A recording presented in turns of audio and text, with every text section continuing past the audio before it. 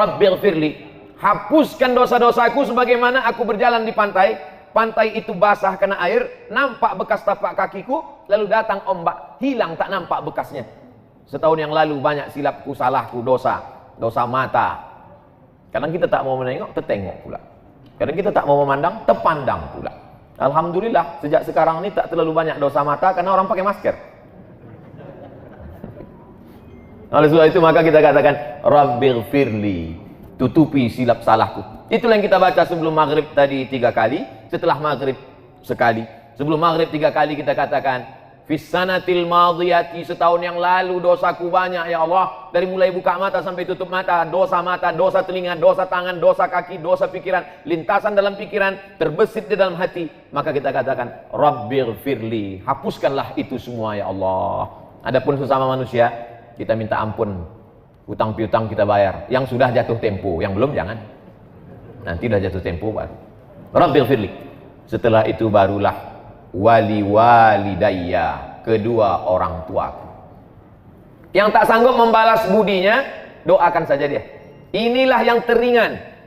Kalau sanggup menggendongnya dari Palembang sampai ke Makkah, tawaf 7 kali putaran, dilanjutkan dengan sa'i, diteruskan ke Padang Arafah, digendong sampai Muzdalifah, melontar jumrah di Mina, balik lagi ke Makkah, tawaf ifadah, sampailah tahallul, belum dapat membalas sekali teriakannya saat melahirkan, meregang nyawa, sobek, dijahit oleh Pak Dokter SPOG, spesialis objin.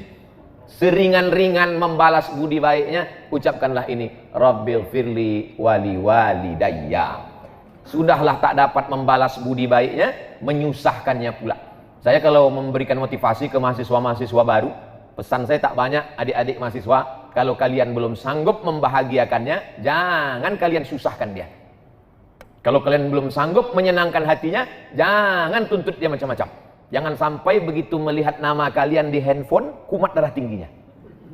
Karena dia tahu, asal datang nama ini pasti masalah. Bahkan nama, tak pula nama budak itu dibuat situ, sebutnya troublemaker, tukang buat masalah. Na'udzubillah. Selesai saya pengajian subuh, datanglah mak-mak, ibu-ibu sudah tua umur 70-an. Ustaz Somad, ya bu, ada yang mau kuadukan sama Ustaz. Apa namanya bu? Aku ini kan memang tempat mengadu. Allahus Somad, Allah tempat mengadu. Apa namanya bu? Anak saya nyuruh saya jual tanah Pak Ustaz. Tanah dia atau tanah ibu? Tanah saya. Kenapa disuruhnya jual? Kata dia, mak udah tua, tak ada gunanya banyak-banyak tanah. Mak nanti kan mati dimakan cacing tanah. Oh, naik cacing saya. Emosi saya. Tunjukkan saya mana rumah ibu, saya datang ke sana, bawakan anak ibu itu biar saya ceramahi dia. Takut saya Pak Ustaz, nanti Ustaz ceramahi, Ustaz balik dia ngamuk ke saya. Sudahlah tak menyenangkan dia, menyusahkan, menyuruhnya pula menjual tanah. Gara-gara apa itu? Karena tuntutan hidup orang sekarang, manusia ini konsumtif. Dulu satu kampung TV-nya satu, yang punya Pak Kades, nonton rame-rame, anak RT di depan. Sekarang satu orang satu TV, bahkan satu orang 2 TV. Itulah handphone. Dulu ada TV, ada radio, ada telepon, 3 alat dimiliki oleh 3 orang. Sekarang di situ TV, di situ radio, di situ handphone, lengkap dengan Twitter, BBM, WhatsApp, Instagram, satu alat. Dan sekarang pula orang HP-nya tak 1, 2, 3, handphone semua mahal-mahalnya. Saya bukan iri dengan orang yang punya handphone mahal, tidak. Handphone saya sampai sekarang retak ujungnya. Kenapa tak Ustaz ganti? Bukan masalah handphonenya, isinya guys. Nomor-nomor penting payah saya mindah-mindahkan itu. Oleh sebab itu maka kita ini, hidup ini tak usahlah dipeturutkan. Kalau dipeturutkanlah gaya-gaya orang, oh luar biasa. Ada orang yang berdiri, sekali berdiri 20 juta. Dari mulai sepatu 5 juta, celana sampai ke atas. Peci sampai, tapi rasanya saya kalau bicara ini nanti diomongi orang juga. Peci Ustadz tadi, berapa peci saya? 11 juta. Peci saya tadi dihargai 11 juta. Tapi semuanya dilelang untuk pesantren pena kita. Itulah saya paling mahal selama ini memasang alat. Digantikan ini pun dikasih orang juga. Baju putih ini ada dulu tentara. Kalau Danrem itu apa? Komandan Korem. Datanglah komandan Korem mengutus utusan tentara ke rumah. Waktu itu almarhumah mak saya masih hidup lagi, disangkanya datang nih intel mau nangkap. Mana baju Ustaz Somad? Kasihlah baju. Diukurnya, besok dikasihnya 6 biji. Salah satu lagi. Kain sarung ini dikasih Kiai di Sidogiri. Sorban ini tadi. Jadi semua barang nih miliknya Casio, dikasih orang semua. Apa ibu yang dimuliakan Allah SWT. Tujuan dari pakaian itu kan hanya menutup kita. Kalau panas tak kepanasan, kalau dingin tak kedinginan. Itu saja gunanya. Tapi sekarang orang memperturutkan high style, gaya tinggi, yang penting gaya, walaupun utang keliling pinggang. Gara-gara apa itu? Konsumtif. Masyarakat ini sudah gila-gilaan. Hidupnya semuanya utang. Dari mulai rice cooker utang sampai panci utang. Satu-satunya yang lunas di rumah itu cuma bininya aja. Itu karena kata Pak Kua mesti tunai. Andai ada mazhab yang mengatakan utang, utang juga dia.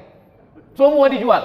Tanah dijual. Berapa banyak orang tuan tanah akhirnya menjadi tukang jual tanah. Na'udzubillah. Dulu ada ustadz alumni dari Sudan.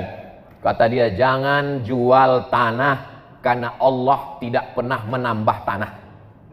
Tanah itu tak pernah bertambah. Oleh sebab itu kalau kita jual, maka habislah dia. Bahkan di Palestina, menjual tanah berarti menjual akidah. Karena kalau sudah dijual kepada Israel, habislah sudah. Google Map sudah menghabiskan tanah Palestina. Semua dibuatnya dari Israel. Na'udzubillah. Oleh sebab itu maka sependek-pendek bakti kita kepada orang tua, doa. Jangan sampai lupa. Rabbil firli wali walidayya. Makanya tadi Ustadz Solhas bertahan supaya tausiahnya di sana. Saya bilang kita mesti pindah, harus mendekat ke ibu-ibu biar ibu itu nggak pindah. Sebetulnya tujuan saya membaca ini. Rabbil firli wali walidayya. Jadi berdoanya pakai ring. Yang didoakan ini pertama ring satu diri kita dulu. Setelah diri kita baru orang tua. Setelah orang tua, waliman dakhala baitiya. Ampunkanlah orang yang masuk ke rumahku. Makanya kalau mau buat rumah, niatnya supaya orang masuk ke rumah. Sekarang orang buat rumah niatnya gimana supaya orang tak bertamu. Kata Haji Alim tadi, Ustaz Somad, ini dibatasi Habib Mahdi. Tak boleh banyak orang datang. Loh, nggak boleh banyak orang datang, ini kan banyak nih. Ini baru intern aja. Ini limited edition. Jadi kalau kita minta ampun kepada Allah itu aku dulu. Setelah itu kedua orang tuaku. Semua orang yang masuk ke dalam rumahku, ampunkan dia ya Allah. Waliman dakhala baitiya. Siapa saja pun yang datang ke rumahku, ampunkan dia ya Allah. Baik dia pejabat, maupun pengusaha, maupun penguasa, maupun rakyat jelata, maupun pengemis. Waliman dakhala baitiya. Ampunkan dia. Tak ditengok warna kulitnya, tak dilihat jabatannya, tak dilihat dia datang pakai apa. Tak ada di situ dibuat. Ampunkanlah semua yang datang ke rumahku. Kalau pakai mobil mewah, kalau pakai ojek jangan. Tidak. Syaratnya di situ apa? Ampunkan orang yang masuk ke dalam rumahku mukminan.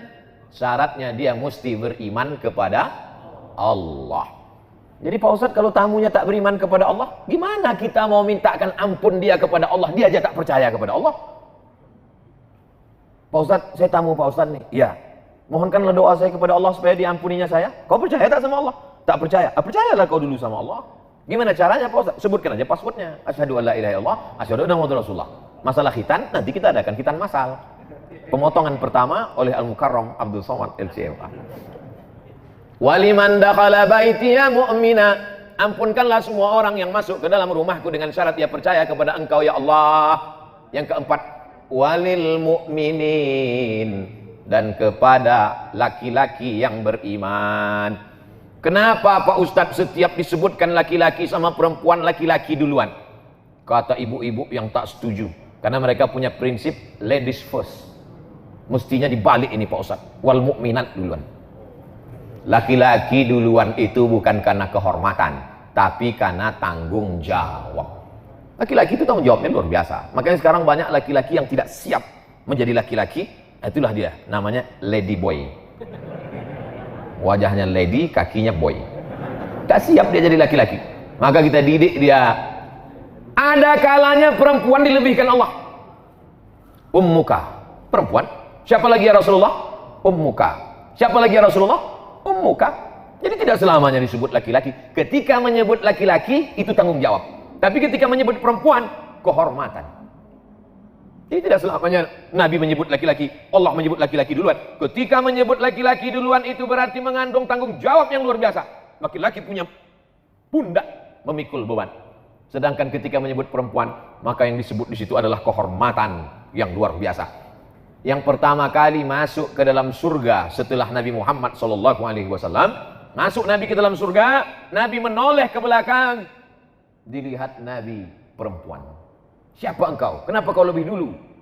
Kata perempuan itu, akulah perempuan yang membesarkan anak yatim.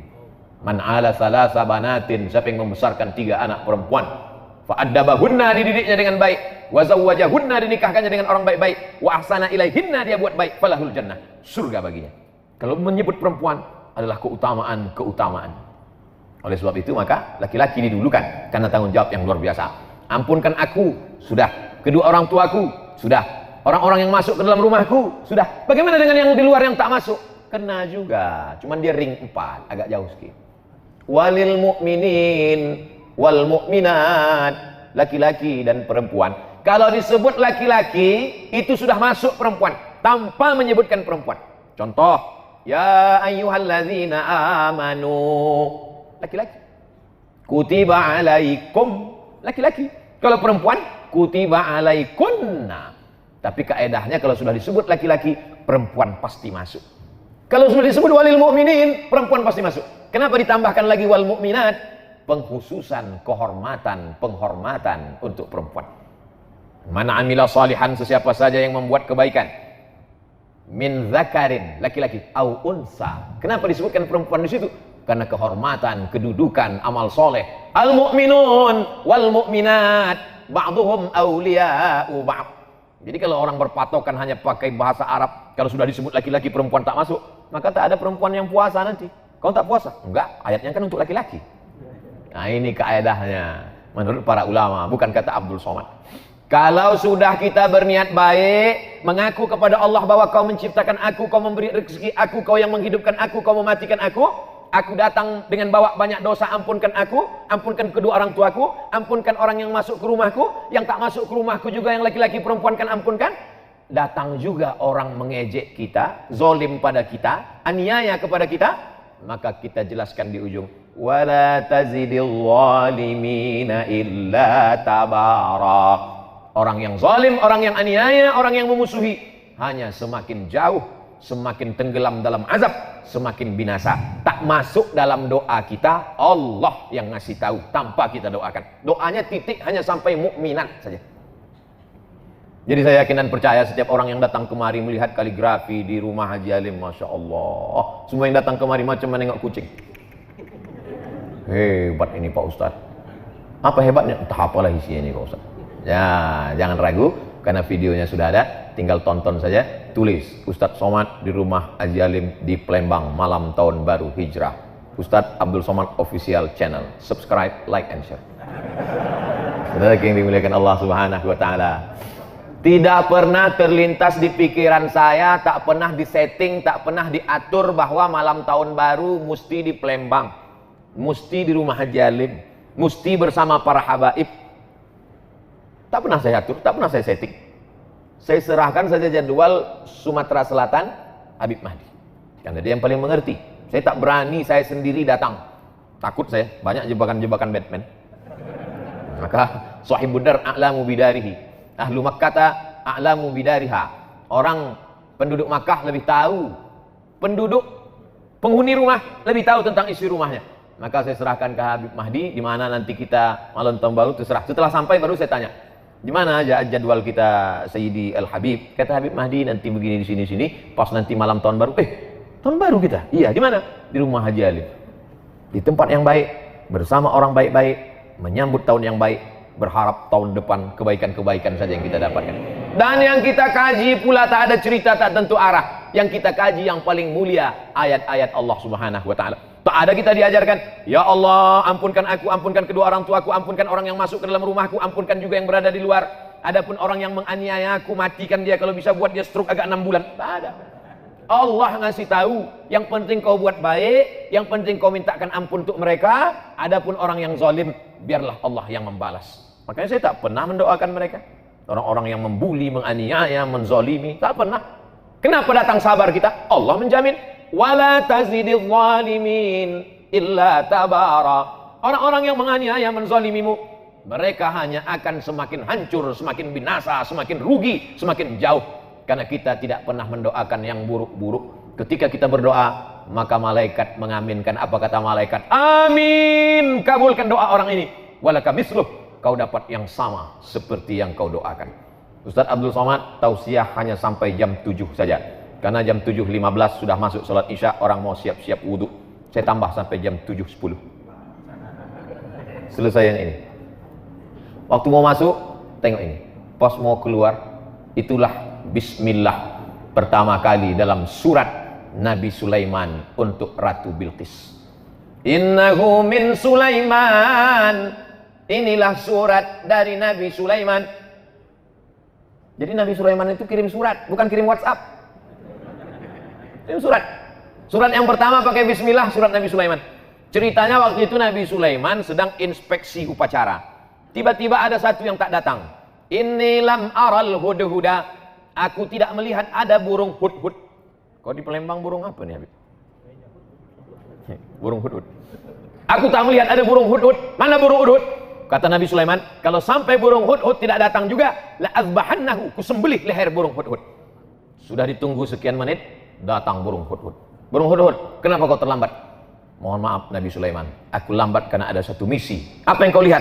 Aku tadi sedang terbang di atas. Terus kulihat ada istana yang sangat megah di bawah. Dan rupanya ada satu kerajaan. Pemimpinnya seorang perempuan. Terlambat, nggak apa-apa. Karena ada satu misi. Inilah intel pertama. Hudhud ini intel. Tapi intelnya untuk kebaikan. Jangan yang di intel itu ustad. Nggak apa-apa juga untuk laporan, dapat pahala insya Allah. Nah, lalu kemudian burung hudhud melaporkan. Oh, jadi kalau begitu ada seorang perempuan yang berkuasa. Iya. Apa nama kerajaannya? Kerajaan Sabak. Ratu Bilqis nama pemimpinnya.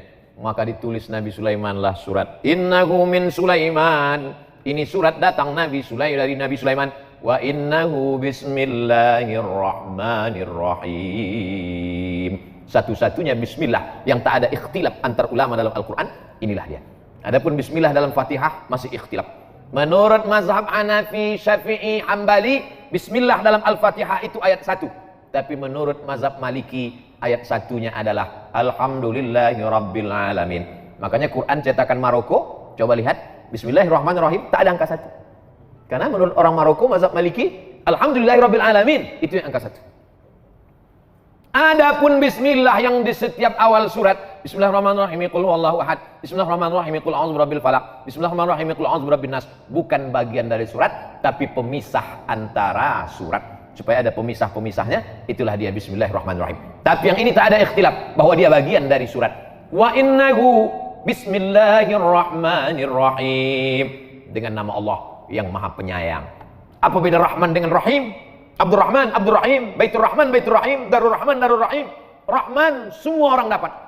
Yang tak sholat dapat, yang tak puasa dapat, yang tak peduli tahun baru hijrah dapat. Karena Allah itu Maha Kasih dan Sayang. Tapi yang Rahim, yang dapat hanya orang beriman saja. Allah membagikan nikmat barokah itu macam menaburkan beras di waktu pagi. Ketika orang beternak ayam, dia taburkan beras di waktu pagi, semua ayam dapat. Ayam baik dapat, ayam jahat pun dapat. Begitulah Rahman ditebarkan Allah. Yang puasa dapat, yang tak puasa dapat, yang sholat subuh dapat, yang tak sholat subuh pun dapat. Jadi jangan kita iri.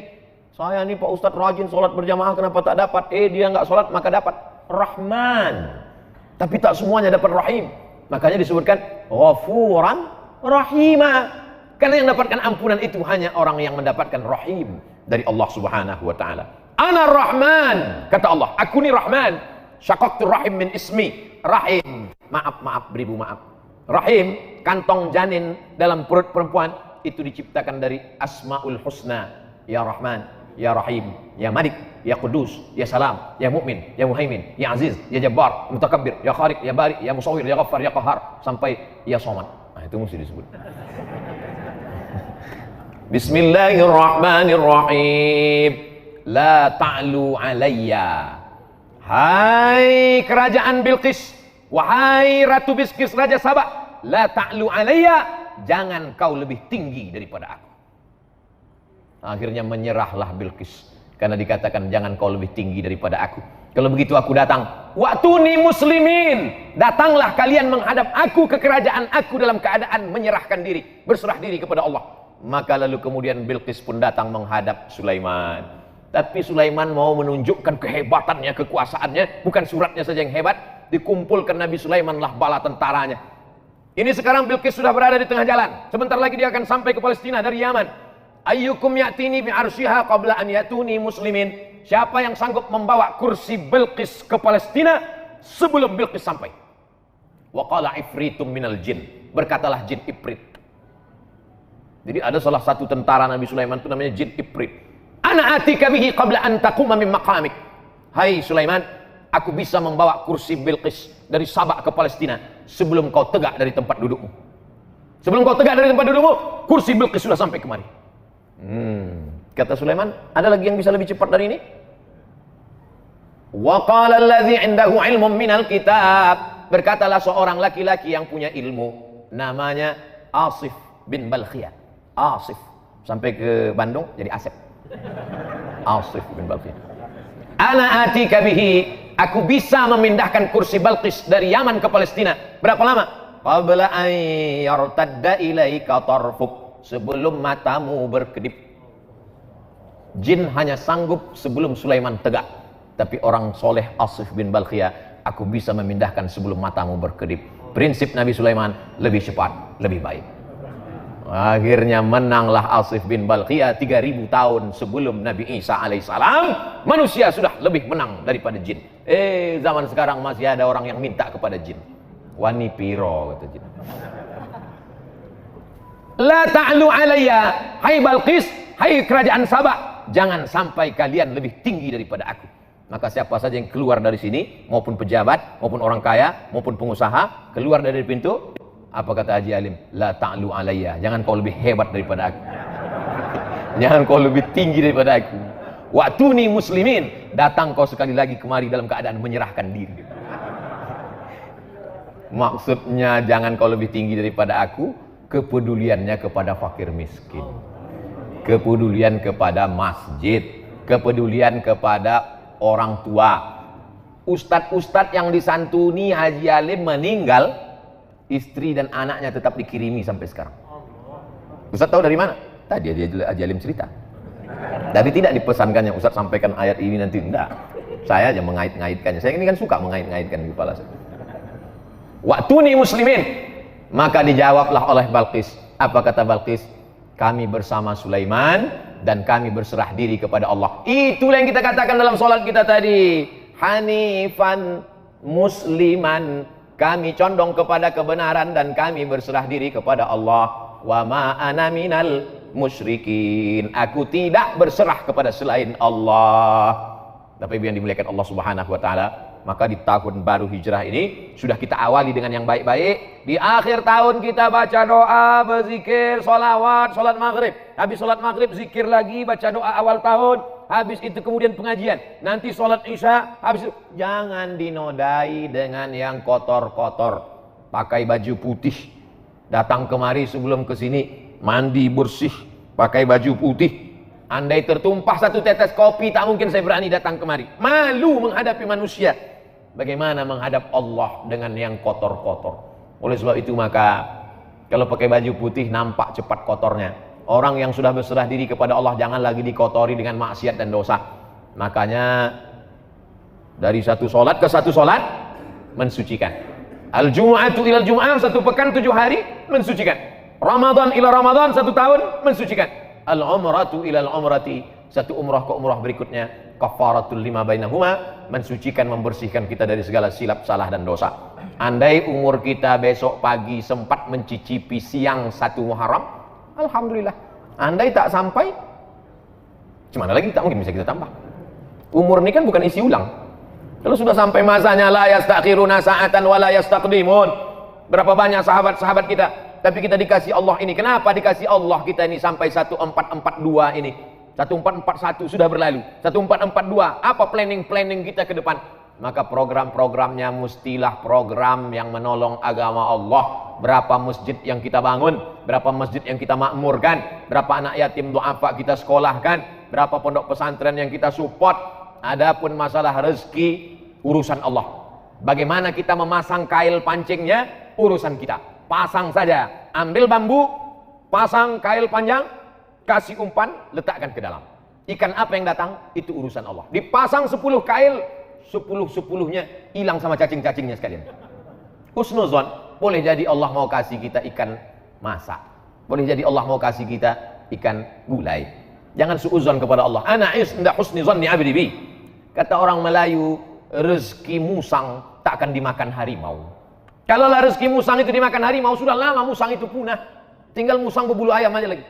Tapi Allah jamin rezeki. Wa ma min dabbatin. Ini perlu diyakinkan lagi, dikuatkan lagi. Tu'izzu man tasha wa tudhillu man tasha. Biadikal khair. Engkau yang punya kuasa. La haula wala quwata illa billah. Ini zaman Covid ini banyak orang cemas. Berapa banyak orang yang kena PHK, dirumahkan, diputuskan kerja, imannya turun, imunnya down, masuk penyakit, maka tak ada, makin kacau. Dunia tak dapat, akhirat tak dapat. Sedangkan kita yang selalu kita minta, Rabbana atina fid dunya hasanah wa fil akhirati hasanah wa qina adzabannar.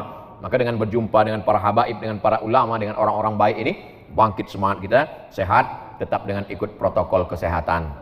Mudah-mudahan keberkahan selalu menyertai kita insyaallah. Man kana yaumuhu khairum min amsihi fahuwa rabih. Siapa yang tahun 1442 ini lebih baik daripada 1441, itulah orang yang beruntung. Man kana yaumuhu mithla amsihi fahuwa khasir. Siapa yang tahun 1442 ini sama saja macam tahun 1441, maka dia orang yang rugi.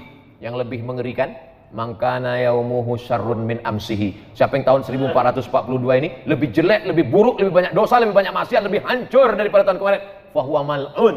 Itulah orang yang dilaknat Allah SWT. Mudah-mudahan kita semuanya lebih baik ini, lebih banyak ibadah, lebih rajin tahajud, lebih banyak duha, lebih banyak sedekah, lebih banyak berdoa, lebih banyak berzikir, lebih banyak kebaikan-kebaikan insyaallah. Amin ya rabbal alamin. Terima kasih segala perhatian. Mohon maaf segala kesilapan dan kekhilapan.